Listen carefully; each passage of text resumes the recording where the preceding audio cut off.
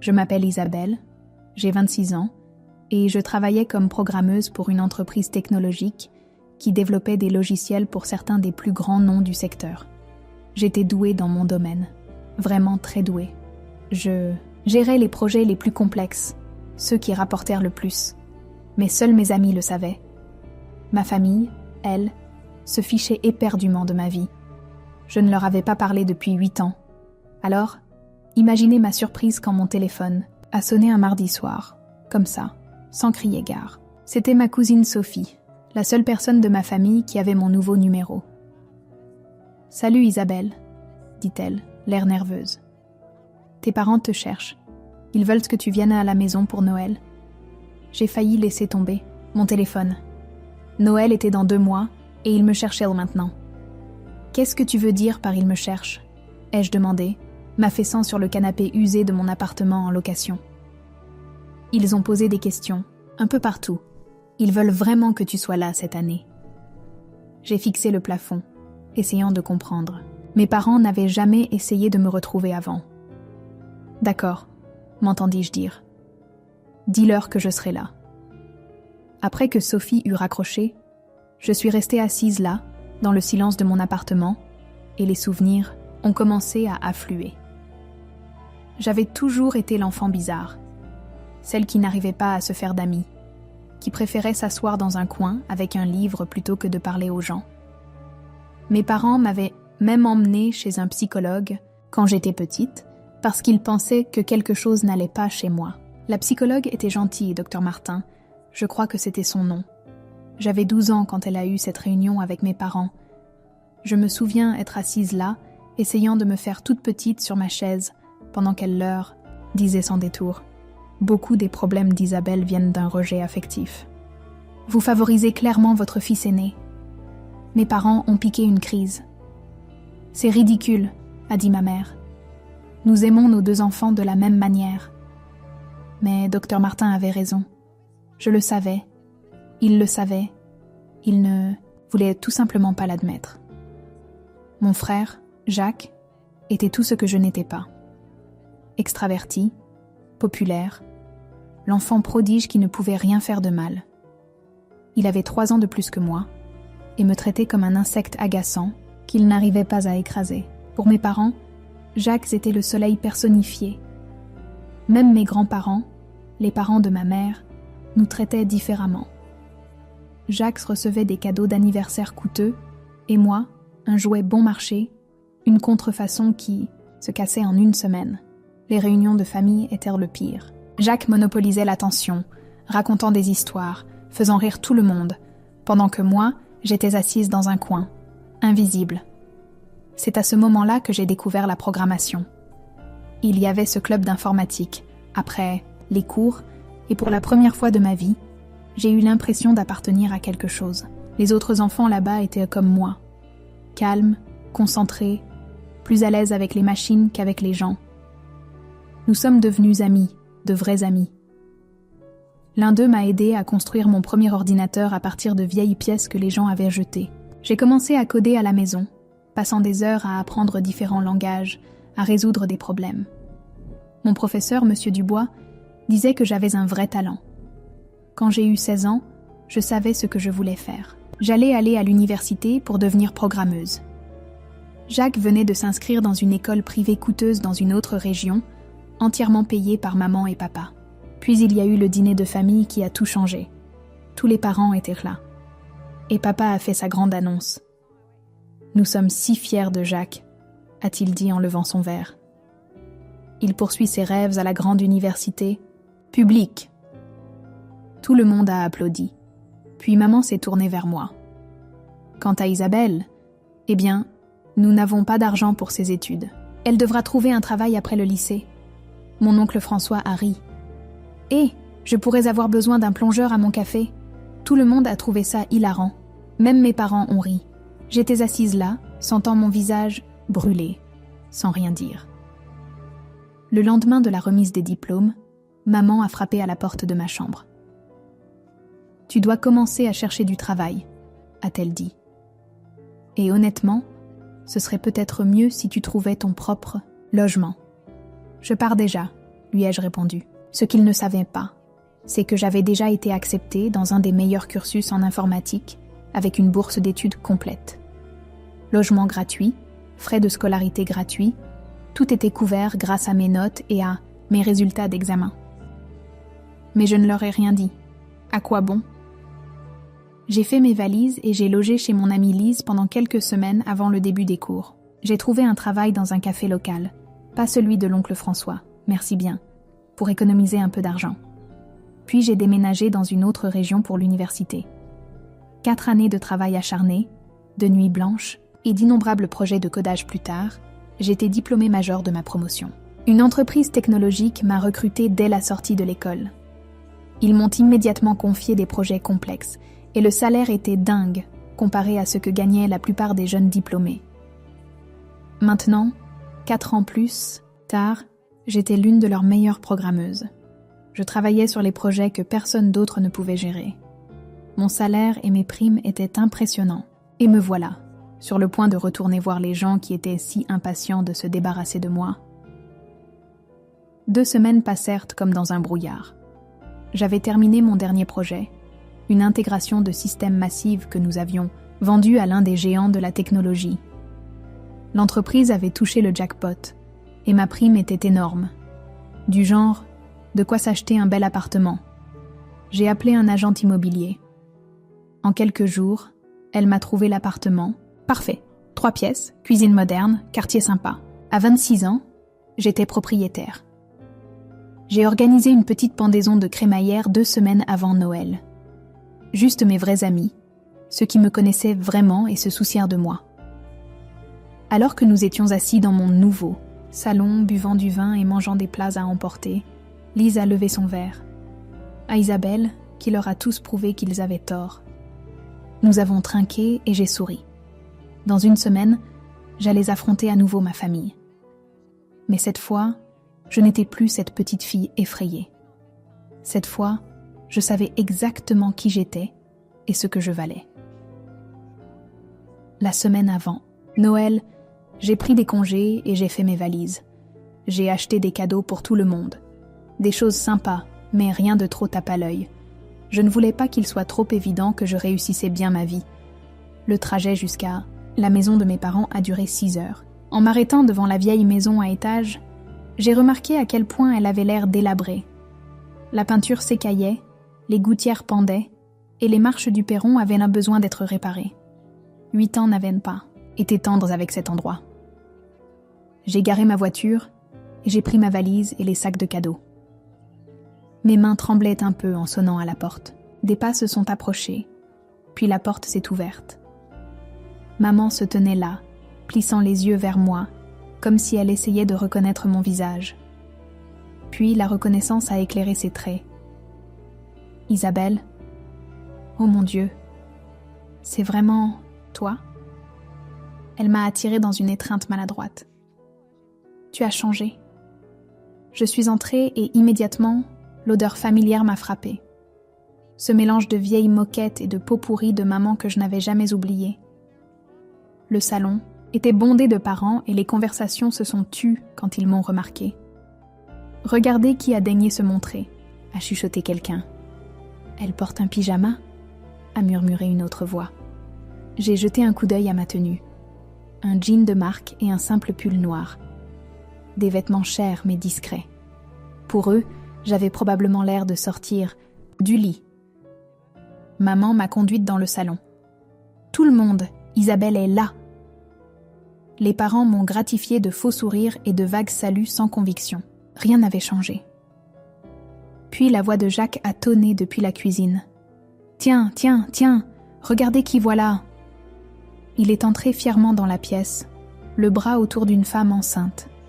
« Voici Amélie, ma femme », annonça Jacques avec orgueil. « Et ça ?» il tapota son ventre. « Ce sera votre nièce ou votre neveu. »« Félicitations », ai-je dit. Jacques m'a regardé de haut en bas. « Alors, qu'est-ce que tu fais de beau ces jours-ci, toujours à te cacher, dans les coins pour éviter les gens ?» Certains parents ont ricané. J'ai senti mon visage s'empourprer. « Je travaille dans la tech », ai-je dit simplement. La tech, hein? Genre, réparer des ordinateurs? Le support technique? Il s'est tourné vers Amélie. Isabelle a toujours été la sociale de service. Elle travaille sûrement dans une cave quelque part. J'ai juste hoché la tête. Quelque chose comme ça. Maman a tapé dans ses mains. Bon, le dîner sera bientôt prêt. Isabelle, pourquoi ne vas-tu pas ranger tes affaires? Jacques utilise ton ancienne chambre. Comme bureau maintenant, alors tu dormiras sur le canapé. Bien sûr qu'il l'utilisait. Bien sûr que je dormirai sur le canapé. Tout au long de la soirée, les parents n'ont cessé de m'aborder avec leurs commentaires passifs-agressifs. Tante Hélène m'a coincée près du saladier de punch. Ton frère monte sa propre entreprise, tu sais. Quel entrepreneur? Et toi? Qu'est-ce que tu fais déjà? J'écris du code, ai-je répondu. Elle a plissé le nez. Oh, eh bien, il faut bien que quelqu'un fasse les boulots ennuyeux, je suppose. Oncle François s'est glissé à côté de moi pendant la préparation du dîner. Le poste à la plonge est toujours disponible dans mon restaurant. C'est payé au SMIC, mais c'est un travail honnête. Merci, mais ça ira, ai-je répliqué. Au dîner, ils m'ont assise au bout de la table, pratiquement dans la cuisine. Jacques trônait au centre, parlant de ses grands projets d'entreprise. Ça va révolutionner le secteur, disait-il. Il faut juste que je trouve des fonds initiaux et on sera parti. De combien as-tu besoin? A demandé papa. Environ 200 000 € pour commencer. J'ai failli m'étouffer avec mon eau. 200 000 € pour un business plan qui ressemblait à toutes les startups ratées dont j'avais jamais entendu parler. On trouvera bien quelque chose, dit maman en tapotant la main de Jacques. La famille, ça s'entraide. Après le dîner, alors que les gens commençaient à partir, maman m'a montré le canapé. Je suis restée allongée là, dans le salon obscur, à fixer le plafond. Le matin de Noël arriva avec Jacques et Amélie, dévalant les escaliers comme des enfants excités. Maman et papa étaient déjà debout, préparant le café. « C'est l'heure des cadeaux », annonça Jacques. Nous nous sommes rassemblés autour du sapin. J'ai regardé pendant qu'ils ouvraient mes cadeaux. Une belle montre pour papa, un sac de marque pour maman, des articles de puériculture haut de gamme pour Jacques et Amélie. Oh, c'est ravissant, dit maman en examinant le sac. Ça a dû te coûter une fortune. Pas vraiment, ai-je dit. Finalement, tous les cadeaux furent ouverts, sauf le mien. J'ai regardé autour de moi, dans l'expectative. Le visage de maman prit une expression de choc exagérée. « Oh non, Isabelle, on a complètement oublié de te prendre quelque chose. » Jacques éclata de rire, comme quand nous étions enfants. « Tu te souviens comment tu pleurais pour ça ?» Amélie gloussa. Papa ricana. Ils riaient tous de moi. « Ouais, » continua Jacques. « Ne commence pas à pleurnicher maintenant. Tu es censée être une adulte. » J'ai senti quelque chose changer en moi. Pas de la tristesse, pas de la douleur, juste de la clarté. « Je ne vais pas pleurer, » dis-je calmement. J'ai attrapé mon sac à main. En fait, je viens de m'offrir un assez beau cadeau. J'ai sorti mes clés et les ai brandies. Le porte-clés en argent capta la lumière du matin. Maman fronça les sourcils. Qu'est-ce que c'est censé être? Des clés, dis-je. Celle de mon nouvel appartement. Je l'ai acheté la semaine dernière. Le silence se fit dans la pièce. Tu as acheté un appartement? Dit papa lentement. Comment? Avec de l'argent, ai-je répondu. De mon travail. Mon entreprise vient de vendre un système que j'ai développé à une grande société, technologique. Ma part était plutôt coquette. Coquette comment? Demanda maman, la voix tranchante. J'ai haussé les épaules. Environ 150 000 €. On aurait pu entendre une mouche voler. La bouche de Jacques pendait. Les yeux d'Amélie étaient énormes. Maman et papa avaient l'air de leur avoir annoncé que j'étais secrètement millionnaire. 150 000 €, répéta maman, sa voix montant à chaque mot. Quel genre de travail paie des primes pareilles? Je vous l'ai dit, répondis-je calmement. Je suis programmeuse. Je travaille sur des projets complexes pour de grandes entreprises technologiques. Je développe des systèmes pour des multinationales. Papa se pencha en avant sur sa chaise. Depuis combien de temps gagnes-tu ce genre d'argent? depuis que j'ai eu mon diplôme universitaire. Les primes varient, mais mon salaire est à 6 chiffres depuis des années maintenant. Maman se leva et s'approcha de moi, soudain tout sourire. Ma chérie, pourquoi ne nous l'as-tu pas dit plus tôt? Nous sommes si fiers de toi. Le changement fut instantané, comme si quelqu'un avait appuyé sur un interrupteur. Oui, notre fille, la programmeuse, intervint papa. Jacques, tu as entendu ça? Ta sœur travaille avec des multinationales. Jacques me foudroya, du regard. Amélie lui tira la manche en lui chuchotant quelque chose. Alors, continua maman, s'asseyant à côté de moi sur le canapé. Raconte-nous cet appartement. Combien de chambres? 3 pièces, 2 salles de bain. Il est dans un bon quartier, près du travail. C'est merveilleux. Elle me tapota le genou. Tu sais, nous devrions te rendre visite un de ces jours. La famille doit rester soudée. J'ai failli rire. La famille doit rester soudée. Il n'avait même pas pris la peine de trouver mon numéro de téléphone pendant 8 ans. En fait, dis-je en me levant, je devrais y aller. Longue route pour rentrer. Non. Maman m'attrapa le bras. Tu viens juste d'arriver. Reste quelques jours de plus. Nous avons tant de choses à nous raconter. Papa hocha la tête avec enthousiasme. Ta mère a raison. Nous avons à peine eu le temps de parler de ta carrière. Je les ai regardés, ces gens qui étaient si impatients de se débarrasser de moi il y a 8 ans, et je suis allée chercher mes affaires. Pendant que je faisais ma valise, je pouvais les entendre chuchoter avec urgence dans le salon. Quand je suis revenue avec ma valise, ils étaient tous là, debout, avec des sourires désespérés. Avant que tu partes, dit papa, nous devrions parler de l'opportunité commerciale de Jacques. Comme ton frère l'a mentionné, il a besoin d'un capital de démarrage. Et puisque tu réussis si bien, Jacques s'avança. C'est un investissement solide. Tu entrerais au tout début. Combien? Ai-je demandé.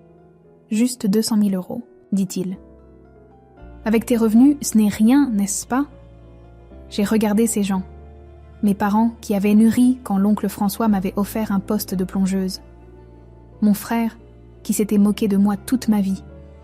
Sa femme qui avait gloussé avec tout le monde ce matin même. Non, ai-je dit. Les sourires disparurent. Qu'est-ce que tu veux dire, non? Exigea maman. Je veux dire non. Je ne vous donnerai pas d'argent. Mais nous sommes ta famille, dit papa. La famille, ça s'entraide. Vraiment? Dis-je. Où était la famille quand vous m'avez dit de trouver un travail à la plonge? Où était la famille quand vous avez dit que je devais déménager le lendemain du lycée? C'était différent, dit maman. Nous n'avions pas d'argent à l'époque. Vous aviez de l'argent pour les études de Jacques? Ai-je souligné. Jacques était prometteur, lança-t-elle. Puis elle se reprit. Je veux dire, nous pensions que tu serais mieux en travaillant, n'est-ce pas? Eh bien, je dois y aller. Espèce d'égoïste, explosa Jacques. Après tout ce que cette famille a fait pour toi. Qu'avez-vous fait exactement pour moi? Ai-je demandé. Nous t'avons élevé, dit maman. Nourri, habillé, nous t'avons donné un toit. Le strict minimum, dis-je. Et vous vous êtes assuré que je sache que je n'étais pas désirée chaque jour. Je me dirigeais vers la porte, valise à la main. Ils me suivirent, continuant à se disputer. « Tu regretteras ça !» cria maman derrière moi. « Quand tu auras besoin de nous, ne viens pas pleurer. » Je ne le ferai pas, dis-je, et je le pensais. Je me suis éloignée de cette maison en voiture, et je n'ai pas regardé en arrière. Mon téléphone a commencé à sonner avant même que j'atteigne l'autoroute. Maman, papa, Jacques. J'ai refusé chaque appel, puis les textos ont commencé. Maman, s'il te plaît, reconsidère. Jacques a vraiment besoin de cette opportunité. Papa, ne sois pas têtu, c'est une question de famille. Jacques, tu nous dois ça. Pense à tout ce que nous avons sacrifié pour toi. Je me suis arrêtée sur une aire de repos et j'ai bloqué tous leurs numéros. Quand je suis rentrée dans mon nouvel appartement, je me suis versé un verre de vin et je me suis assise sur mon balcon. Les lumières de la ville scintillaient en contrebas. Mon téléphone a vibré. C'était Sophie. J'ai entendu ce qui s'est passé. Désolée pour eux. Je lui ai répondu par texto. Ne le sois pas. C'est le meilleur cadeau de Noël qu'ils pouvaient me faire. La liberté de ne plus me sentir coupable de les avoir coupés de ma vie. Elle a répondu avec un emoji qui rit. Ta mère raconte déjà à tout le monde que tu es égoïste et ingrate. Laisse-la dire, ai-je répliqué. Cette nuit-là, j'ai mieux dormi que je ne l'avais fait depuis des semaines. Mon propre lit, dans mon propre appartement, sans plus aucune obligation envers des gens qui ne m'avaient jamais voulu au départ. Le lendemain matin, je me suis réveillée avec un flot de messages, mais pas de numéro bloqué. Ceux-ci provenaient de tantes, d'oncles, de cousins que je connaissais à peine. Ta mère nous a raconté ce qui s'est passé. Comment peux-tu abandonner ta famille ? Jacques essaie de construire quelque chose. Tu devrais le soutenir. Nous avons toujours su que tu étais égoïste. Un par un, je les ai tous bloqués, sauf Sophie. Elle m'a appelée cet après-midi-là. Mon Dieu, Isabelle, toute la famille devient folle. Ta mère a appelé tout le monde pour leur dire que tu es riche et que tu ne veux pas aider Jacques. Tant mieux pour elle, ai-je dit. Ils disent que tu as oublié d'où tu viens. Bien sûr qu'ils le disent, soupirai-je. Ils ne peuvent pas accepter que la fille qu'ils ont ignorée puisse réellement réussir. Je suis fière de toi, dit Sophie doucement. Pour ce que ça vaut. Ça vaut beaucoup, lui ai-je dit. Tu es la seule famille avec qui je veux garder contact. Es-tu vraiment d'accord pour couper les ponts avec tous les autres ? Demanda-t-elle. Sophie, dis-je, j'ai coupé les ponts avec eux il y a 8 ans. Là, c'est juste pour officialiser les choses. Ce soir-là, j'ai retrouvé mes amis à notre bar à vin habituel. Je leur ai tout raconté.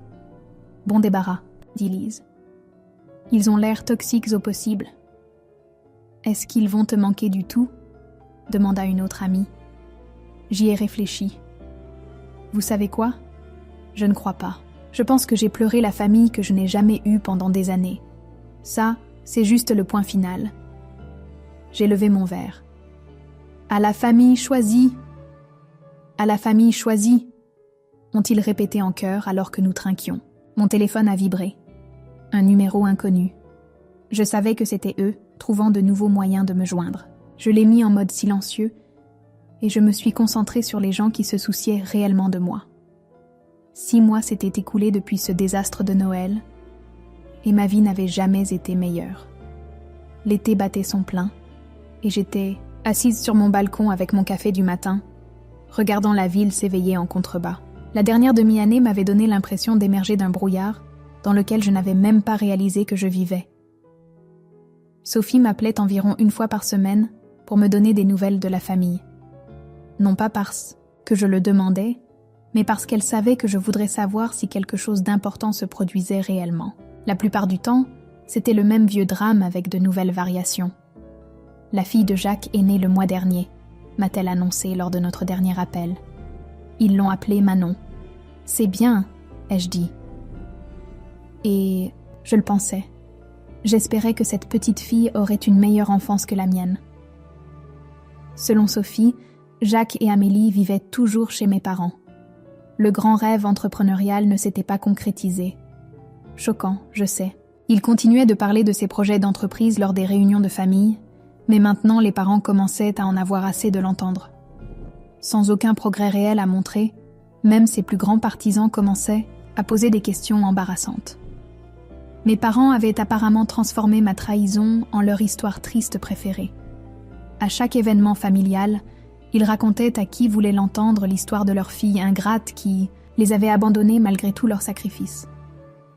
Pendant ce temps, ma vie avait pris de belles tournures. 3 mois après Noël, j'ai rencontré Nathan dans un café. Il était graphiste, comprenait mon travail et, plus important encore, comprenait pourquoi j'avais coupé les ponts avec ma famille toxique. Il avait sa propre histoire avec des parents difficiles. Le travail se passait aussi à merveille. J'avais été promue architecte principale pour notre nouveau projet d'intégration d'intelligence artificielle. L'augmentation de salaire était agréable, mais honnêtement, j'étais plus enthousiasmée par les défis techniques. Mon équipe me respectait Mon patron appréciait ma contribution et je construisais des choses qui comptaient. Parfois, je pensais à parler à mes parents de la promotion, de Nathan, des brevets que j'avais déposés. Puis je me souvenais de leur rire quand l'oncle François m'avait offert ce poste de plongeuse. Et l'envie passait. La dernière véritable tentative de contact de ma famille remontait à environ 1 mois. Jacques avait réussi à obtenir un nouveau numéro et m'avait appelé directement. « Salut Serette », avait-il dit, essayant de paraître décontracté. Je pensais qu'on devrait se voir. « Qu'est-ce que tu veux, Jacques ?» Il s'était éclairci la gorge. « Écoute, je sais que les choses se sont envenimées à Noël, mais nous sommes de la famille. Manon adorerait rencontrer sa tante. Tu veux dire que ta fille a besoin d'une tante riche ? Ce n'est pas sympa. Bon, d'accord, les choses sont difficiles en ce moment. Amélie ne travaille pas à cause du bébé, et la maison de maman et papa a besoin de réparations qu'ils ne peuvent pas se permettre. Juste un petit prêt aiderait. Non. Tu ne sais même pas combien. Peu importe. La réponse est toujours non. Il avait alors explosé, m'insultant de tous les noms possibles, avant que je ne raccroche et ne bloque ce numéro aussi. L'ironie ne m'échappait pas. J'avais grandi en me sentant comme une étrangère dans ma propre famille, convaincue que quelque chose n'allait pas chez moi. Maintenant, j'avais un travail que j'aimais, des amis qui m'appréciaient, un petit ami qui me comprenait, et ma propre belle maison. Toutes les choses que ma famille disait que je n'aurais jamais parce que j'étais trop bizarre ou trop asociale. Mon succès n'était pas seulement financier, même si c'était agréable aussi. Il était émotionnel. J'avais construit une vie entourée de gens qui m'aimaient réellement pour qui j'étais, pas pour qui ils voulaient que je sois. Sophie m'a dit que mon ancienne chambre, le bureau de Jacques, était en train d'être transformée en chambre d'enfant, pour Manon. Mon espace d'enfance était en train d'être effacé, mais ça ne faisait pas aussi mal que je l'aurais cru. Cette chambre n'avait jamais vraiment été la mienne de toute façon.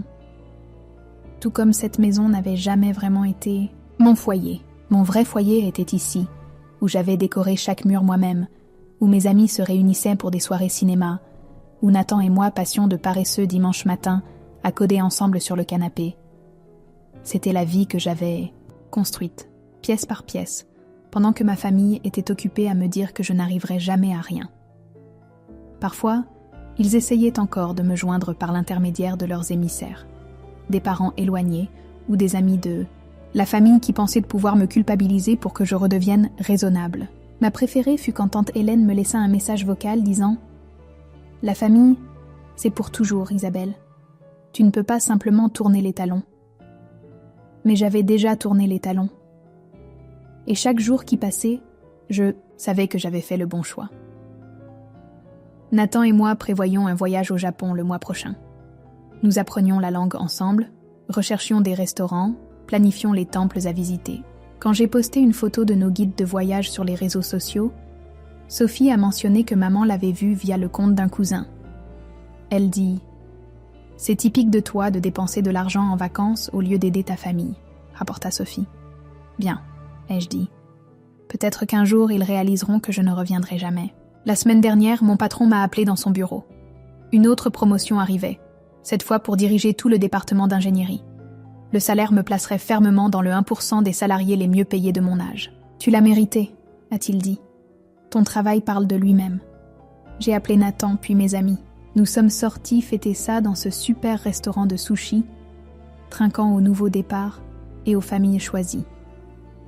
Lise a fait une blague sur mes parents, disant qu'ils sentaient probablement une perturbation dans la force chaque fois que mon compte en banque grossissait. « Ils peuvent sentir tout ce qu'ils veulent », ai-je dit. « Ils n'auront pas un centime. » Cette nuit-là, Nathan et moi étions assis sur mon balcon, regardant les lumières de la ville. Il avait apporté une bouteille de champagne pour célébrer ma promotion en privé. « Tu sais ce que j'aime chez nous ?» dit-il. « Nous construisons quelque chose de réel. Pas seulement en rêver comme ton frère. En parlant de construire, dis-je. J'ai pensé à acheter une maison. Quelque chose avec un jardin. Peut-être un bureau à domicile. Ça semble parfait, tant qu'il y a une bonne connexion Internet pour nos sessions de codage. Nous avons trinqué et commencé à discuter des quartiers, des caractéristiques de la maison, peut-être même d'adopter un chien.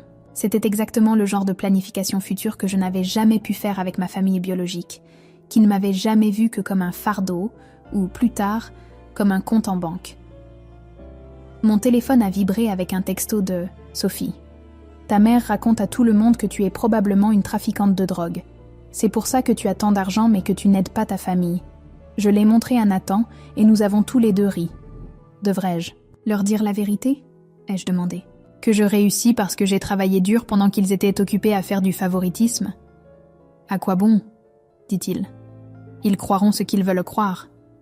Il avait raison. Ma famille avait écrit sa propre histoire à mon sujet il y a longtemps. L'enfant bizarre, la fille asociale, la sœur égoïste. La vérité ne correspondait pas à leur récit, alors ils l'ont rejetée. Mais j'avais ma propre histoire maintenant. Une où l'enfant bizarre devenait une ingénieure respectée, où la fille asociale trouvait les siens, où la sœur égoïste apprenait que se mettre en premier n'est pas égoïste quand l'alternative est de laisser des gens toxiques vous vider de votre énergie. Fin de l'histoire.